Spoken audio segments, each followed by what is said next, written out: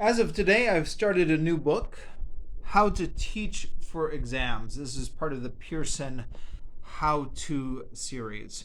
I actually just got done just a couple weeks ago with their How to Teach listening book, which oddly enough, I don't see here in the list of books in this series, which is funny, although I believe that book was published in 2008 and this book was published in 2005, with the fifth impression being 2008. So, yeah, maybe that explains it right there.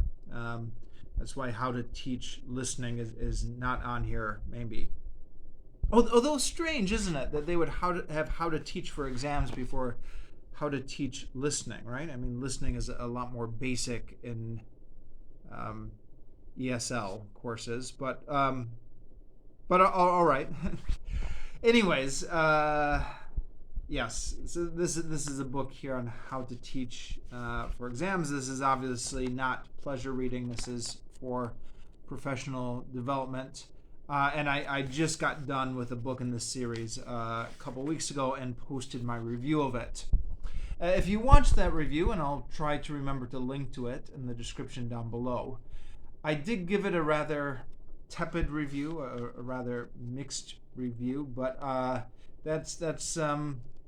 but it was mixed. You know, there were some positive things about it as well, and certainly that's not to say that every book in the series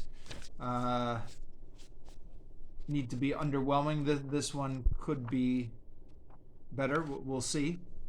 Um, I just got done yesterday, actually, in my weekly reading vlog for yesterday, for last week, which I'll post a link to in the, try to remember to post a link to in the description down below also. Just got done saying that I was going to try and finish off getting things done, and then that was my professional reading done. And I was going to try to use that time to actually read a lot of the books that I've been buying lately but haven't gotten around to reading. And then what do I do? The very next day, I add a new professional development book to my reading list.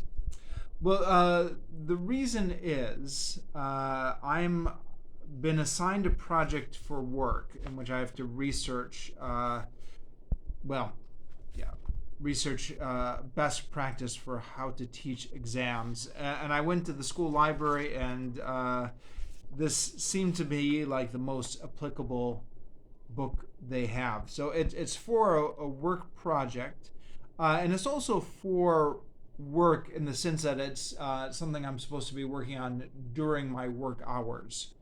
Um, the previous professional development books I've been reading, including this one, are things that are for work in a general sense, but I'm reading them on my own time, you know, to increase my professional development outside of work hours.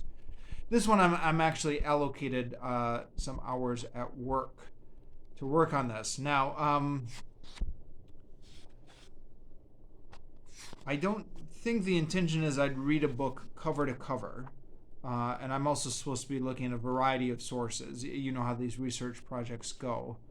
But looking through this, it seems like a lot of this is applicable. So I'm going to try to read this cover to cover, just so I can also include it as a book on my reading project. And perhaps some of that would include reading a little bit of it in my own time, but primarily trying to get this done at work. One of the reasons I want to do this as part of the research project I'm on is I don't want to be staring at a computer screen all day. So I will be researching articles for this project on the computer, but also going back to this,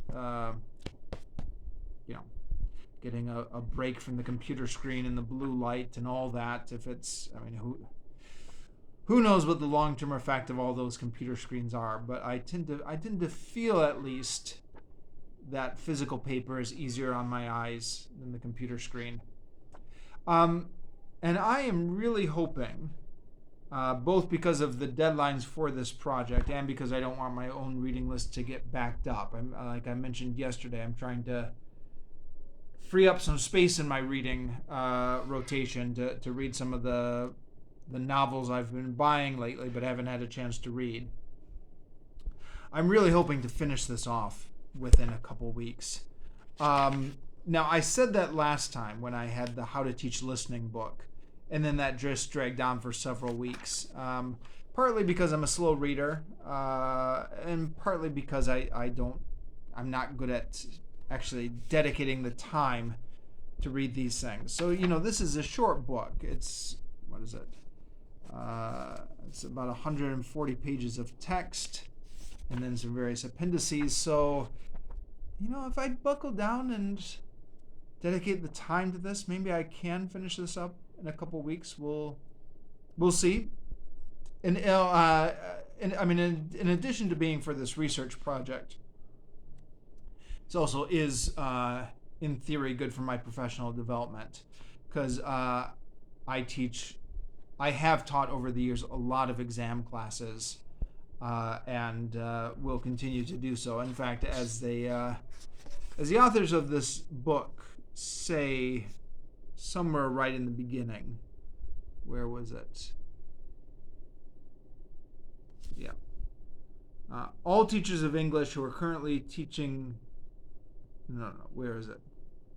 Somewhere in this book it says everybody who's teaching English at some point has to teach an exam class. Where is it? Where is it? Can't find the quote I'm looking for. Yeah, you'll have to trust me on this, maybe. It says... It says... Oh yeah, here we go. It is difficult to imagine a career in foreign or second language teaching that does not at some point involve working with students who are preparing for an exam. So everybody teaches exam classes, basically, if you're in this business. And I certainly have taught my fair share, and I'm actually teaching one right now at the moment, and expect to continue to teach these. So just for my own professional development, it should be worthwhile. The only thing is, I really want to wrap up my professional development reading for this year so I can get into all the novels that are sitting on my bookshelf. But yeah, the goal is finish this off quickly and then come back with a review.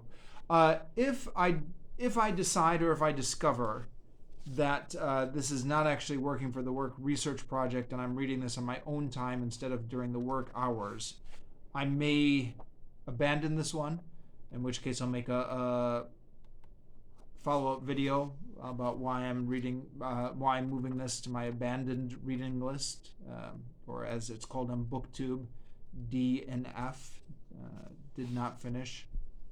But yeah, and that may well happen, actually. It may turn out that reading this book cover to cover just for this research project is overkill. But yeah, at the moment, that's what I'm going to try and do, and if it doesn't work out, I'll make a follow-up video. So I've started this afternoon. I'm already 6 pages in, so we'll see how it goes.